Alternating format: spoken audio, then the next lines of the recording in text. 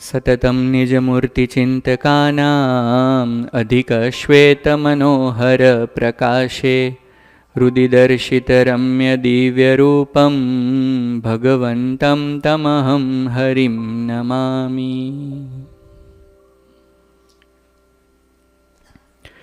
આજની વિશેષ સભા આપણે મકર સંક્રાંતિના પર્વ નિમિત્તે રાખેલી છે. આપણે જે પર્વ આજે મનાઈ રહ્યા છીએ એ વિશે કોઈ કંઈક વાત કરવા માંગશે? મકર સંક્રાંતિ છે એ તો આપણને બધાને ખબર જ છે, પણ આજના દિવસની મહત્તા શું છે કે એ વિશે આપણે થોડુંક જાણવાનો પ્રયત્ન કરીએ. મોટે ભાગે મકર સંક્રાંતિને આપણા દેશમાં ઉત્તરાયણ તરીકે પણ બધા ઓળખતા હોય છે. ઉત્તરાયણનો અર્થ એવો થાય કે સૂર્યની ગતિ એ ઉત્તર દિશામાં થાય ને એટલે એને ઉત્તરાયણ કહે. અને આપણા શાસ્ત્રોમાં, હિન્દુ શાસ્ત્રોમાં ખાસ કરીને લખવામાં આવ્યું છે કે જ્યારે સૂર્ય એક રાશિમાંથી બીજી રાશિમાં જાય ત્યારે દાનનું બહુ પુણ્ય થાય, અઢળક પુણ્ય થાય. આખી હિન્દુ સંસ્કૃતિમાં લોકો આજના દિવસે અનેક પ્રકારનું દાન કરે. અન્નનું દાન કરે, ધનનું દાન કરે, સંપત્તિનું દાન કરે. અને મહારાજે પણ કીધું છે કે તમે 1 રૂપિયાનું દાન કરો તો એની સામે 100 ગણું ફળ મળે. ક્યારે? મકર સંક્રાંતિના દિવસે. આજે યોગ જ એવો છે, બરાબર? તો આજના પવિત્ર દિવસે આપણને આ યોગમાં બધા ભક્તોએ બહુ સારી અહીંયા વ્યવસ્થા કરી. અહીંયા આપણે ભેગા થયા અને આ પર્વ વિશે જાણવા મળે છે આપણને અને આનો લાભ લેવા મળે છે. બાકી તો આજના દિવસે બધા સેટરડેના દિવસે તો શું કરતા હોય ને ક્યાં હોય આપણે બધા જાણીએ છીએ, રાઈટ? તો બધાને ખૂબ ખૂબ અભિનંદન કે આજના દિવસે આપણે બધા અહીંયા ભેગા થયા. ઉત્તરાયણના દિવસે જોડી પર્વનો પણ બહુ મહિમા છે. તો આધારાનંદ સ્વામી રચિત શ્રી હરિચરિત્રામૃત સાગરમાં મહારાજ મુક્તાનંદ સ્વામીને જોડી પર્વની મહત્તા કહેતા કંઈક સરસ વાતો કરે છે. તો આપણે એ ચરિત્ર થોડુંક સમજીએ, મહારાજ શું વાત કરે છે મુક્તાનંદ સ્વામીને, અને એમાંથી આપણે શું શીખવા જેવું છે એ જાણવાનો પ્રયત્ન કરીએ. સંવત 1876માં ગઢપુરમાં સ્વામિનારાયણ ભગવાન મુક્તાનંદ સ્વામીને ઉદ્દેશીને કહે છે, હે સ્વામી, તમારા જેવા સંતને જે જેવી ભાવનાથી સેવે છે તેમને તેવું ફળ જરૂર મળે છે. કોણ કહે છે? અનંત કોટી બ્રહ્માંડના માલિક. હવે એ એકવાર સ્ટેટમેન્ટ આપી દે કે તમે આવું કરશો તો આવું થશે, તો એ થાય કે કોઈ રોકી શકે એને? એમાં જરાય ફેર ના પડે. મહારાજ કહે કે આમ કરવાથી આમ થશે તો એ થયા વગર રહે જ નહીં. આગળ પછી મહારાજ કહે છે કે તમારા જેવા સંતને જો કોઈ મનુષ્ય એકવાર વસ્ત્ર ઓઢાડે તો તે જ્યાં જ્યાં જન્મ ધારણ કરે ત્યાં ત્યાં ક્યારેય એને વસ્ત્રની કમી રહે નહીં. કેટલી વાર ઓઢાડવાનું? એકવાર. અને માનો કે કોઈક કસરને લઈને આ જન્મે કલ્યાણ ના થયું અને અનેક જન્મ આવ્યા તો ક્યારેય કોઈ દિવસ વસ્ત્ર વગર રહેવાનું થાય નહીં. આવું મહારાજ મુક્તાનંદ સ્વામીને સમજાવે છે. પણ મહારાજ ખાસ કરીને એક શબ્દ કહે છે કે તમારા જેવા સંતો. બરાબર? તો મુક્તાનંદ સ્વામી તો ભરે ભાઈ, એમનું આપણે જીવન વાંચીએ, એમના ચરિત્રો જોઈએ, એમને ભગવાન પ્રત્યે પ્રેમ જોઈએ, એમની નિષ્ઠા જોઈએ તો મગજ કામ કરતું બંધ થઈ જાય. બરાબર? પછી આગળ મહારાજ કહે છે, જે સંતને જેવા વાહનમાં બેસાડે તેને તેવું વાહન મળે છે. હવે આપણે જો રોલ્સ રોયસ જોઈતી હોય તો પહેલાં મુક્તાનંદ સ્વામી શોધવા જવા પડે, પછી સ્વામીને પ્રાર્થના કરવી પડે કે સ્વામી એકવાર તો મારી ગાડીમાં બેસો. જે વિવેકી મનુષ્ય હોય તેમની આવી સમજણ હોય છે. મહારાજ કહે છે તમારા જેવા જે પવિત્ર સંતો છે તેમનામાં જેને પાક્કો વિશ્વાસ હોય તે સંતોની વાતો સાંભળીને જેવી બને તેવી જિંદગીભર સેવા કરતો રહે, તેથી તેવા લોકો અનંત સુખને પામે છે. આપણે બધા જીવ છીએ અને કોઈ પણ જીવને તમે પકડી લો એની બેઝિક નેસેસિટી શું છે? સુખ જોઈએ છે. શું જોઈએ છે? સુખ જોઈએ છે. કોઈક વ્યક્તિ એમ વિચારે કે ભાઈ હું કમાઈશ અને મારી પાસે પૈસા આવશે તો પૈસાનો ઉપયોગ કરીને સુખી થઈશ. કોઈક વ્યક્તિ એમ વિચારે કે ભાઈ ચાલો પૈસા તો છે, હવે ફેમિલીમાં યુનિટી હોય તો બધા સંપીને રહેતા હોય તો સુખ મળે. તો દરેક જીવ હોય, મનુષ્ય હોય, પશુ હોય, પક્ષી હોય, કોઈ પણ હોય, એની મૂળ શોધ શું છે? સુખની. તો મહારાજે એવું કીધું કે તમારા જેવા સંતોની કોઈ જિંદગીભર સેવા કરે તો એને અનંત સુખ મળે છે. પછી મહારાજ આગળ કહે છે, જેને અનંત સુખનો લોભ હોય તેવા લોકો તમારા જેવા સંતોની શુદ્ધ ભાવે કરીને સેવા કરે છે. તેના ફળ સ્વરૂપે તેમને અગણિત સુખ પ્રાપ્ત થાય છે. મહારાજની વાત છે. તમારા જેવા જે સંત ઘેર ઘેર જોડી ફરવા જાય છે તેમાં કેટલીક કલ્યાણકારી વાત રહેલી છે. વર્ષો પહેલાં મહારાજે બધાને સંતો કર્યા ત્યારથી જ જોડી ફરવાની રીત નથી. ઘણા વર્ષે જોડી ફરવાની રીત મહારાજે પ્રવર્તાઈ. તો મહારાજનો હેતુ એવો હતો કે દરેક વ્યક્તિને ભગવાનમાં આસ્થા હોય નહીં, ભગવાનમાં માનતા પણ ના હોય, પણ મહારાજ એવું કીધું કે જો અમે તમને સંતો આજ્ઞા કરીએ છીએ કે તમે અમદાવાદમાં જાઓ, ત્યાં જઈને જોડી ફરો, અને તમે જોડી ફરશો મકર સંક્રાંતિના દિવસે તો જે કોઈ હિન્દુ છે, જે ધર્મમાં માને છે, ભગવાનને માને છે, અથવા ચાલો સ્વામિનારાયણ ભગવાનને ના માનતા હોય, કોઈક વૈષ્ણવ હોય, કોઈક રામ ઉપાસક હોય, તો આ બધા જો તમને જોડીમાં કંઈકનું કંઈક આપશે ને તો એનું અમે કલ્યાણ કરશું, અનંત ઘણું એને પુણ્ય મળશે. બરાબર? તો મહારાજે આ આખી એક રીત પ્રવર્તાવી અને મુક્તાનંદ સ્વામીને કીધું કે તમે કોઈના ત્યાં જોડી માંગવા જતા હો અને સામે કોઈ વ્યક્તિ ભલે કુસંગી હોય પણ એક ડગલું ચાલશે ને તો એને ડગલે ડગલે યજ્ઞનું ફળ મળશે. બોલો, આપણે અત્યારે યજ્ઞ કરવો હોય કેટલી મહેનત પડી જાય, પણ આજના પવિત્ર દિવસે જો સંતોને જોડીમાં કંઈક આપવાનું આટલું ફળ મળ્યું હોય તો તમે બધા તો ભગવાન માટે લાયા છો. બહુ પુણ્ય થાય, બહુ પુણ્ય થાય. આમ ઇન્સ્ટન્ટલી આપણને દેખાય નહીં, પણ મહારાજે કીધું હોય એ થયા વગર રહે નહીં. તે તમને યથાર્થ રૂપે દેખાતું નથી, મહારાજ કહે છે.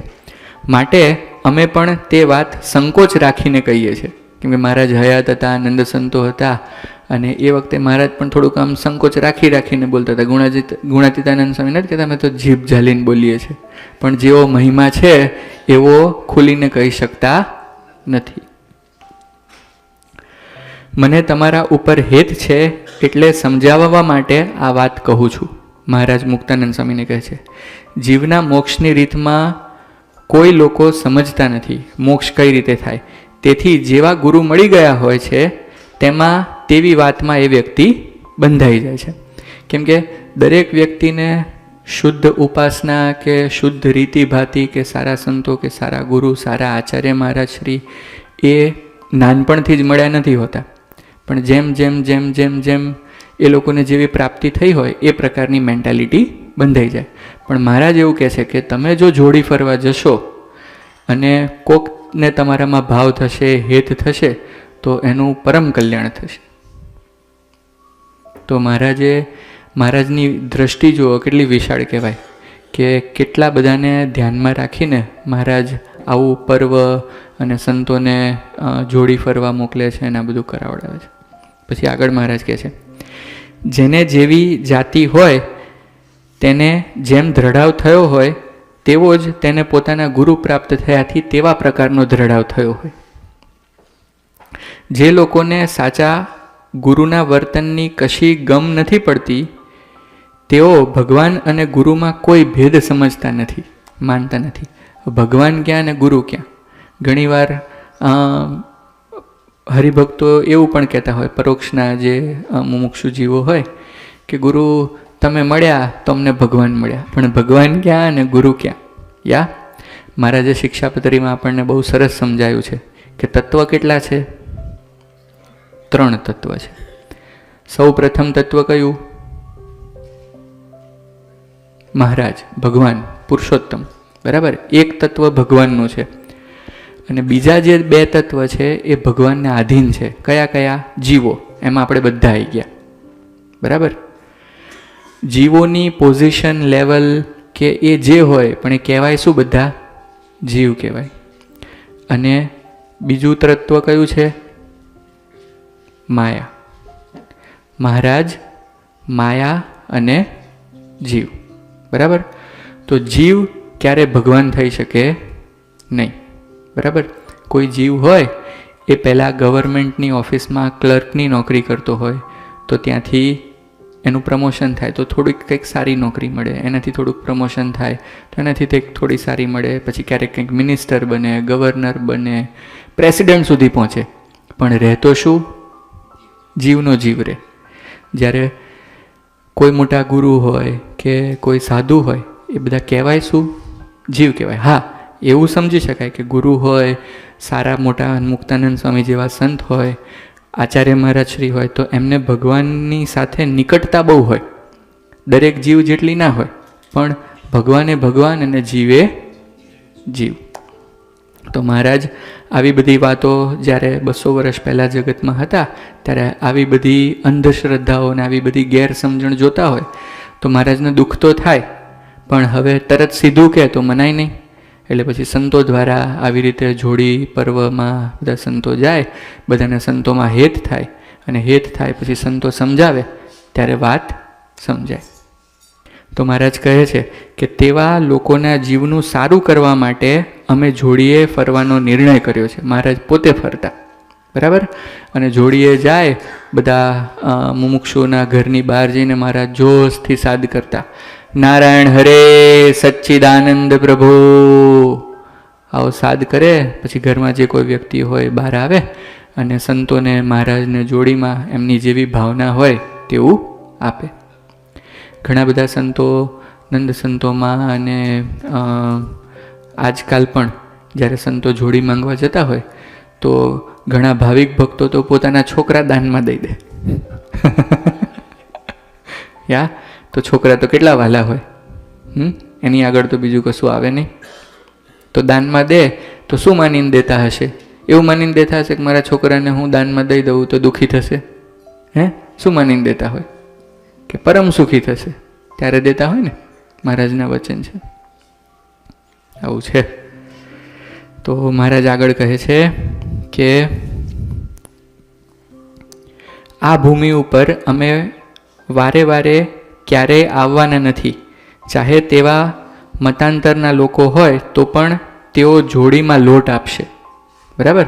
ભલે ભગવાનમાં માનતા હોય, ના માનતા હોય, ભગવાનને પુરુષોત્તમ સમજતા હોય, ના સમજતા હોય, પણ જોડીમાં અમને લોટ આપશે તો પણ એમનું પરમ કલ્યાણ થશે. અમુક લોકો સંતોની સન્મુખ કોઈ રીતે ચાલે તેમ નથી. સંતોને જોઈને જ દૂર ભાગે, બીવે કે અરે આ સાધુ આવશે તો આમ કરશે, આમ કરશે, આમ કરશે, આટલા સ્ટ્રિક્ટ નિયમ બનાવી દેશે અને અમને આમ કરવું પડશે ને આમ તેમ. અલા ભાઈ, શું કરવા બીવો છો? આપણે કંઈક પાપ કરવાનું હોય, ખોટું કરવાનું હોય, એમાં તો બીતા નથી. સંતોની નજીક જવામાં બીક લાગે છે. તો મહારાજ એમ કહે છે કે તેવા લોકો પણ જોડી દ્વારા એ સન્મુખ ચાલશે, અને જોડી આપવા માટે પણ સંતોની સન્મુખ માણસ જેટલા પગલાં ચાલે તેને એક એક પગલે યજ્ઞનું પુણ્ય થશે. કેવી મહારાજની વિશાળતા કહેવાય કે આપણી માટે મહારાજ કેવી બધી ગોઠવણ કરી રહ્યા છે. તમારા જેવા સંતો માટે જેટલા લોકો સારી ભાવનાએ સહિત જેટલું કરશે તેટલું અપાર પુણ્ય તેમને થશે. તમારા જેવા સંતોના ચરણમાં જેટલા તીર્થો કહેવાય છે તે બધા નિવાસ કરીને રહ્યા છે. લોકો અમેરિકાથી ઇન્ડિયામાં પ્રયાગરાજમાં જાય છે અત્યારે. શું કરવા? ત્યાં મહાકુંભ લાગ્યો છે. 2 કરોડથી 5 કરોડ સંતો એક સાથે સ્નાન કરવાના છે. સ્વામિનારાયણ મંદિર વડતાલ ધામ તરફથી પણ આ વર્ષે સંતોની એક ટીમ પ્રયાગરાજમાં મૂકવામાં આવી છે. અને જેમ રામ મંદિરની સ્થાપના થઈ તે પહેલાં અને પછી બહુ મોટો ભંડારો આપણા વડતાલ મંદિર તરફથી ત્યાં રાખવામાં આવ્યો હતો. અને અનેક મુમુક્ષુ જીવો, દર્શનાર્થીઓ, યાત્રાર્થીઓને બધાને ત્યાં ફ્રીમાં ભોજન કરાવવામાં આવતું હતું. એવી રીતે આ મહાકુંભમાં પણ સંતો ત્યાં ગયા છે અને ત્યાં બહુ સરસ ગોઠવણ કરી છે અને બધાને પ્રસાદ વગેરેનો લાભ મળે એવી રીતે. ત્યાં પ્રયાગની વાત કોને ખબર છે? બધાને કદાચ ખબર ના હોય તો પ્રયાગમાં સ્નાન કરવાનો મકર સંક્રાંતિના દિવસે બહુ મોટો મહિમા છે. પ્રયાગમાં 3 નદીઓનું સંગમ છે. કોને ખબર છે કઈ કઈ 3 નદીઓ? ગંગા, પરમ પવિત્ર નદી, પછી બીજી યમુના અને ત્રીજી સરસ્વતી. ગંગાજી અને યમુનાજી દેખાય છે ત્રિવેણી સંગમમાં, અને સરસ્વતી છે એ ઇન્ટરનલી વહે છે. એટલે ત્યાં ત્રિવેણી સંગમ છે પ્રયાગરાજમાં, અને ત્યાં બહુ મોટો મહાકુંભ યોજાવાનો છે. હાર્વર્ડ, કેમ્બ્રિજ, ઓક્સફર્ડ ને બધી યુનિવર્સિટીમાંથી બધા રિસર્ચ કરવા અત્યારે ત્યાં ગયા છે કે આવડું મોટું મેનેજમેન્ટ ત્યાં કઈ રીતે થશે.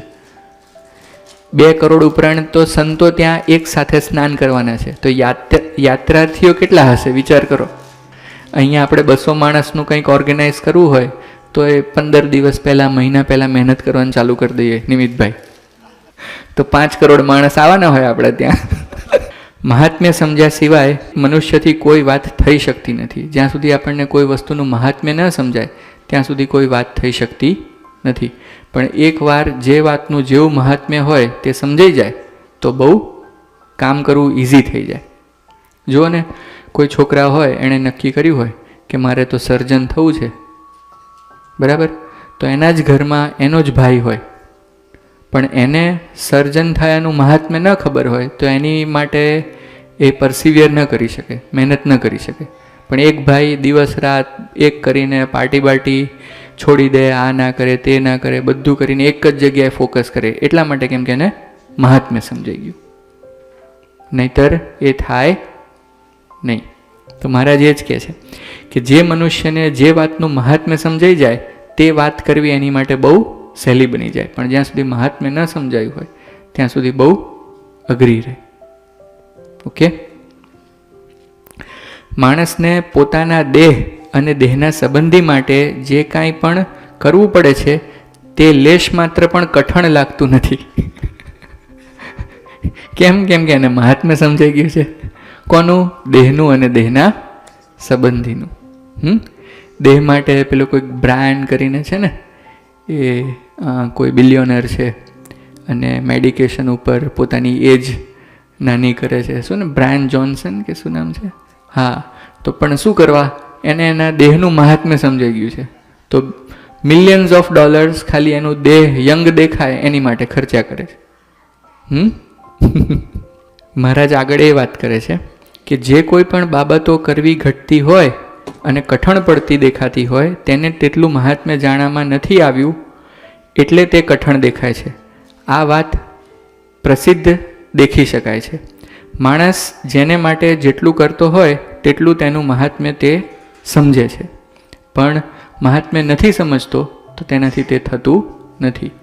આપણને ભગવાનનું મહાત્મ્ય સમજાય તો આપણને ધ્યાન કરવાનું મન થાય, આપણને રોજ મંદિરે આવવાનું મન થાય, અહીંયા એકાદશીએ બેસીને ધૂન કરવાનું મન થાય.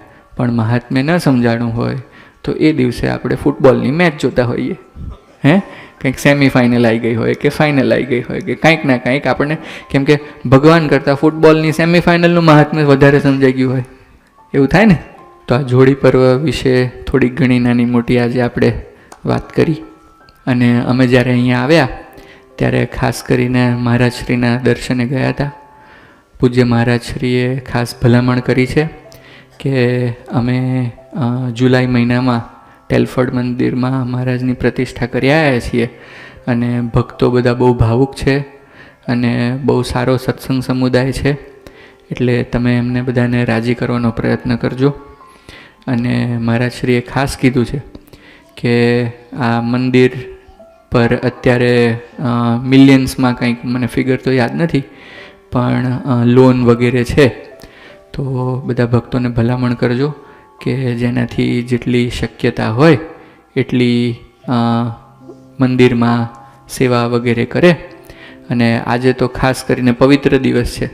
આજે જેટલું ધર્મેશભાઈ આપણને બેનિફિટ મળે એટલું તો પછી કાલે કરીએ કે પરમ દિવસે કે મહિને 2 મહિને કરીએ એટલો બેનિફિટ મળે નહીં. સહજાનંદ સ્વામી મહારાજની જય.